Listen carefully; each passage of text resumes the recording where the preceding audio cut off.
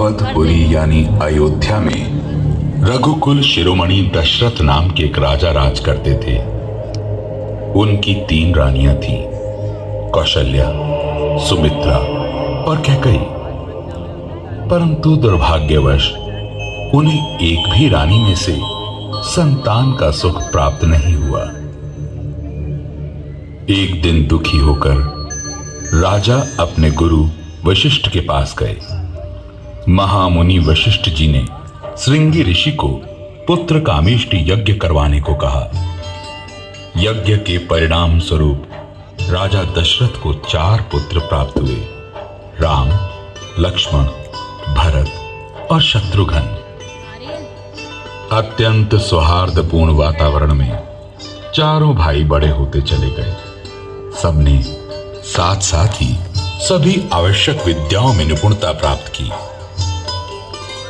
महर्षि विश्वामित्र के आश्रम में जब कभी भी जाप यज्ञ होते तो दानव प्रवृत्ति के मारीच और सुबाहु उपद्रव मचाते, ऋषि मुनियों को आतंकित करते। ऐसे राक्षसों से मुक्ति दिलवाने के लिए विश्वामित्र जी ने भगवान विष्णु से आग्रह किया। भगवान विष्णु ने दशरथ पुत्र राम का नाम सुझाया। इसके उपरांत भगवान राम ने अपनी शस्त्र निपुणता और ईश्वरीय कृपा से मारीच की मां ताड़का सहित कई अन्य राक्षसों का वध किया और मुनि ऋषि इस आतंक से मुक्त हो गए। इसी दौरान पत्थर में परिवर्तित अहिल्या को फिर से मानव रूप में जीवित करके अहिल्या का कल्याण किया।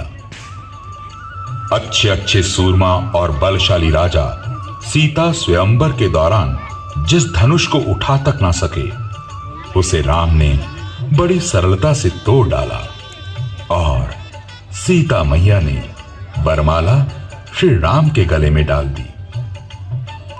ज्येष्ठ पुत्र श्री राम के राजाभिषेक की तैयारी हो ही रही थी कि कैकेयी की दासी मंथरा ने कैकेयी के कान भरने शुरू कर दिए।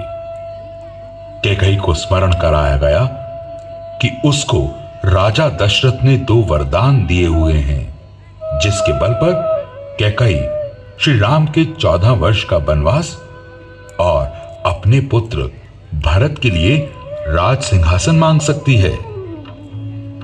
कैकेयी ने वो ही किया जो मंथरा ने सुझाया।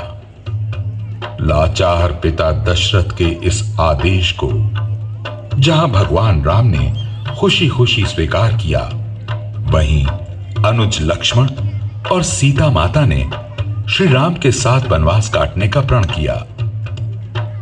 मानवता की रक्षा हेतु मार्ग में कई राक्षसों का संहार करते हुए तीनों पहुंचे पंचवटी।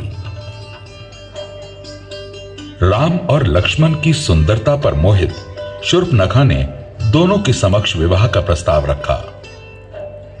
दोनों भाइयों द्वारा अस्वीकार करने पर शूर्पणखा ने अपने असली राक्षसी रूप को दर्शाया, जिसके फलस्वरूप लक्ष्मण ने उसकी नाक काट डाली।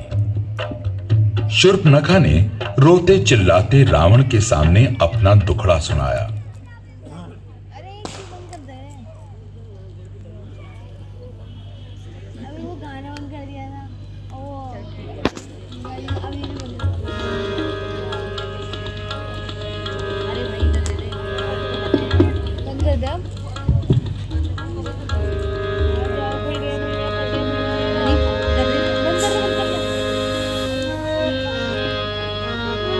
बना रहा हूं मैं तो।